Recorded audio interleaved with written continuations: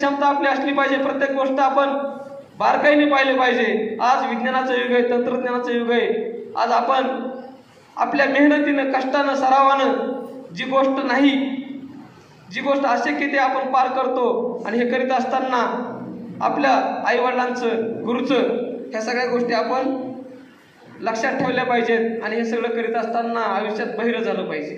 तुम्ही म्हणतो बहिरं कसं व्हायचं? कसं काय बहिरं व्हायचं? कारण मी सांगतो की शेवटची गोष्ट सांगणार आहे आणि ती सगळ्याच्या महत्त्वाची आहे की एक बेडूक असतो आणि सगळ्या बेडकांची यात्रा भरली। यात्रा भरल्यानंतर त्या यात्रेत असं ठरलं की तो शिखरावर बेडूक जाईल, तो ह्या यात्रेचा सगळ्यात मोठा मानकरी असेल। स्पर्धा लावली गेली आणि मग सगळे तरुण बेडूक पुढे आले।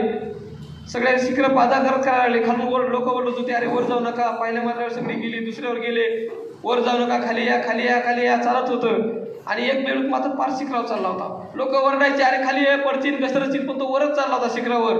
आणि वर गेल्यानंतर तो शिखरावर सर्वोच्च शिखरावर गेला।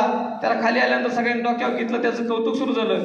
कौतुक सुरू होत असताना बऱ्याच जणांनी त्याला असं बरेच चांगल्या विशेषणं लावली। आणि मग थोड्या वेळाने सगळ्याच्या लक्षात आलं की तो बेडूक त्याला ऐकू येत नव्हतं, तो बाहेर होता। ज्यावेळेस लोक वरडायचे, वर जा वर जा, त्याला खाली ये खाली ये, त्याला वाटायचं मला वर जाच म्हणते ऐकून आल्यामुळं।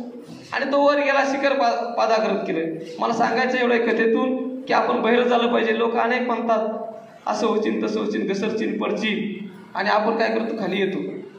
त्या टायमाला आपलं कान आपण बहिरे केले पाहिजेत। आणि यशस्वी होण्यासाठी आपले कान जर बहिरे केले आणि आपल्या ध्येयावर आपण जर लक्ष केंद्रित केलं तर आपण 100% यशस्वी होऊ। त्यासाठी आपल्याला बहिरं झालं पाहिजे। आज बोलण्यासारखं शिक्षक म्हणलं की उभं केलं की किती बोलू शकतो आणि लिमिट नसतं, पण हे सगळ्याचं भान ठेवलं पाहिजे।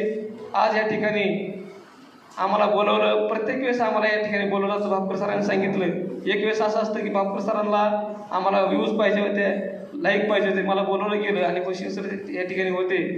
आत्ताच मगाच आमचे शशिकांत देशमुख साहेबांनी सांगितलं, मला ज्यावेळेस माझी शाळा महाराष्ट्रात पहिली आली स्वच्छ विद्यालय पुरस्कारात बसरवाडी, त्यावेळेस तुमचे संस्थेचे बप्पू असतील, चिंतामण शेठ असतील किंवा शशी देशमुख साहेब असतील, माझ्या शाळेत येऊन भूषण सरासकट त्यांनी सत्कार केला।